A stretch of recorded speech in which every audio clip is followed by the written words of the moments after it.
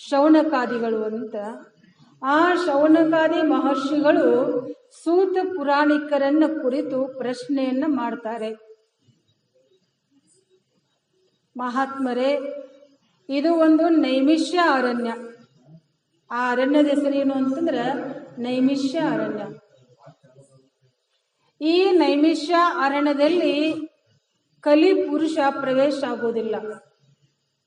ಕಲಿಯುಗ ಏನದಲ್ಲ ಅದು ಪ್ರವೇಶ ಆಗಲ್ಲ.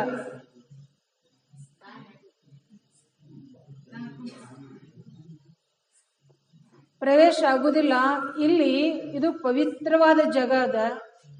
ಈ ಪವಿತ್ರವಾದ ಈ ಜಾಗದಲ್ಲಿ ನೀವು ನಮಗ ಯಾವ ದೇವಿಯ ಒಂದು ಪುರಾಣವನ್ನ, ದೇವಿ ಈ ಮಹಾತ್ಮ್ಯವನ್ನ ನಮಗೆ ಹೇಳಬೇಕು ಅಂತ ಶೌನಕಾದಿ ಮಹರ್ಷಿಗಳು ಸೂತ ಪುರಾಣಿಕರನ್ನ ಕೇಳ್ತಾರೆ. ಕೇಳಿದಾಗ ಇನ್ನೂ ಒಂದು ಮಾತು ಹೇಳ್ತಾರೆ ಪುರಾಣಿಕರೇ, ನಾವು ಈ ಅರಣ್ಯದಲ್ಲಿ ನಾವು ಯಾಕಿಲ್ಲಿ ಬಂದು ಉಳಿದಿದ್ದೀವಿ ಅಂತಂದ್ರೆ, ಕಲಿ ಪುರುಷನಲ್ಲಿರ್ತಕ್ಕಂಥ ಕಲಿಯುಗದಲ್ಲಿರ್ತಕ್ಕಂಥ ಎಲ್ಲಾ ದೋಷಗಳು ನಮಗ ಸ್ಪರ್ಶ ಮಾಡಬಾರ್ದು, ಮುಟ್ಟಬಾರ್ದು ಅಂತ ತಿಳ್ಕೊಂಡ ಈ ನೈಮಿಷ್ಯ ಅರಣ್ಯದಲ್ಲಿ ನಾವು ವಾಸ ಆಗಿದ್ದೀವಿ. ಈ ನೈಮಿಷ್ಯ ಅರಣ್ಯ ಹೇಗೆ ಸೃಷ್ಟಿ ಆಯಿತು ಅಂತಂದ್ರೆ, ಒಂದು ದಿನ ನಾವೆಲ್ಲರೂ ಕೂಡಿ ಬ್ರಹ್ಮದೇವನ ಹತ್ರ ಪ್ರಾರ್ಥನೆಯನ್ನು ಮಾಡ್ಕೊಳ್ತೀವಿ. ಯಾರ ಹತ್ರ? ಬ್ರಹ್ಮದೇವನ ಹತ್ರ.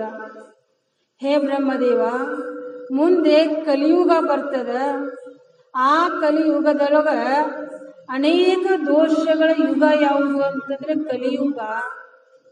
ಆ ಕಲಿಯುಗದಲ್ಲಿ ಇರ್ತಕ್ಕಂಥ ಎಲ್ಲಾ ದೋಷಗಳು ನಮಗ ಮುಟ್ಟಬಾರದು. ಅದಕ್ಕಾಗಿ ಅದರಿಂದ ನಾವು ಪಾರಾಗಬೇಕಾದ್ರೆ ನಮಗೆ ಏನಾದರೂ ಒಂದು ಉಪಾಯ ಹೇಳಿ ಅಂತ ಬ್ರಹ್ಮದೇವನನ್ನು ಕುರಿತು ಯಾವ ಶೌನಕಾದಿ ಮಹರ್ಷಿಗಳು ಕೇಳ್ತಾರೆ. ಕೇಳಿದಾಗ ನೀವೇನು ಚಿಂತೆ ಮಾಡಕ್ ಹೋಗ್ಬೇಡ್ರಿ, ಕಲಿ ಪುರುಷ ನಿಮ್ಮನ್ನ ಮುಟ್ಟೋಕ ಹೋಗುದಿಲ್ಲ.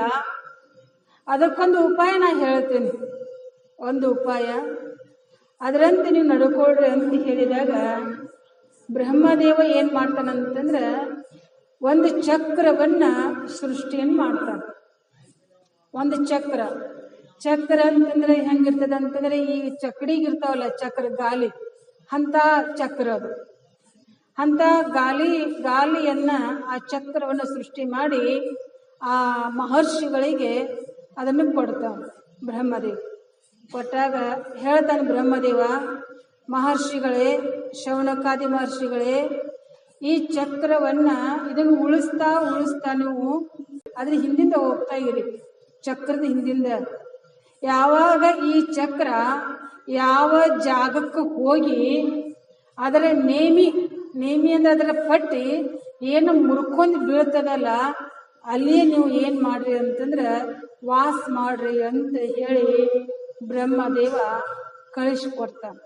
ಶೌನಕಾದಿ ಮಹರ್ಷಿಗಳು ಏನ್ ಮಾಡಿದ್ರು ಅಂತಂದ್ರ ಆ ಬ್ರಹ್ಮದೇವ್ ಕೊಟ್ಟಿರುವ ಆ ಚಕ್ರವನ್ನ ಉಳಿಸುವಂತ ಇಡೀ ದೇಶವನ್ನ ತಿರುಗುತ್ತಾ ಹೋಗುವಾಗ ಒಂದು ಜಾಗದೊಳಗೆ ಏನಾಯ್ತು ಅಂತಂದ್ರೆ ಆ ಚಕ್ರದ ಪಟ್ಟಿ ಅದು ಮುರಿದು ಬಿದ್ದು ಹೋಯ್ತು. ಅದಕ್ಕೆ ಇನ್ನೊಂದು ಏನು ಹೆಸರು ಅಂತಂದ್ರೆ ಆ ಪಟ್ಟಿಗೆ ನೇಮಿ ಅಂತ ಕರೀತಾರೆ. ಆ ನೇಮಿ ಅದಕ್ಕಿಂತ ಮುರಿದು ಹೋಗಿ ಅಲ್ಲೇ ಆ ಜಾಗದ ಬೀಳ್ತದ.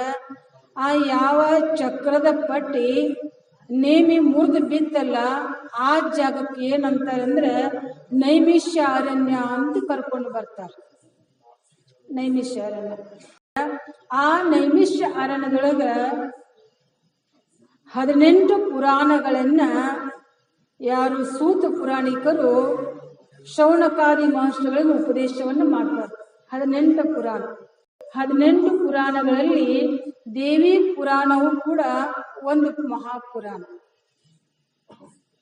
ಆ ಪುರಾಣವನ್ನ ಸೂತ ಪುರಾಣಿಕರು ಶೌನಕಾದಿ ಮಹರ್ಷಿಗಳು ಉಪದೇಶ ಮಾಡ್ತಾರ. ಆ ಉಪದೇಶ ಮಾಡಿದ ಗ್ರಂಥವೇ ಇವತ್ತು ನೀವೆಲ್ಲರೂ ಪ್ರತಿ ನವರಾತ್ರಿಗೆ ನಾವು ಏನ್ ಮಾಡ್ತೀವಿ ಅಂತಂದ್ರೆ ಗ್ರಂಥವನ್ನ ಶ್ರವಣವನ್ನು ಮಾಡ್ತೇವೆ. ವರ್ಷದಲ್ಲಿ 2 ಸರಿ ನವರಾತ್ರಿ ಬರ್ತದೆ. 2 ಸರಿ ಬರ್ತದೆ. ಯಾವಾಗ್ರಿ 2 ಸರಿ ಯಾವಾಗ ಬರ್ತದೆ ಅಂತಂದ್ರೆ ಯುಗಾದಿ ಪಾಡ್ಯ ಏನಾಗ್ತದಲ್ಲ, ಯುಗಾದಿ ಪಾಡ್ಯದಿಂದ ಹಿಡಿದು ರಾಮನವಮಿವರೆಗೂ ಕೂಡ ಅದು ಚೈತ್ರ ನವರಾತ್ರಿ ಅಂತ ಕರ್ಕೊಂಡ್ ಬರ್ತಾರೆ. ಶರಣ್ ನವರಾತ್ರಿ ಅಂತ ಇದನ್ನ ಕರ್ಕೊಂಡು ಬರ್ತಾರೆ. ಇದನ್ನ ಎಲ್ಲರೂ ಕೂಡ ನಮ್ಮ ಭಾರತ ದೇಶದ ಎಲ್ಲ ಕಡೆ ಈ ಹಬ್ಬವನ್ನ ದೇವಿ ಪೂಜೆಯನ್ನ ಅನಂತ ರೀತಿಯಿಂದ ಪ್ರೀತಿಯಿಂದ ಭಕ್ತಿಯಿಂದ ಇದನ್ನ ಆಚರಣೆಯನ್ನ ಮಾಡ್ಕೊಂಡು ಬರ್ತಾರೆ ಈ ನವರಾತ್ರಿಯನ್ನ.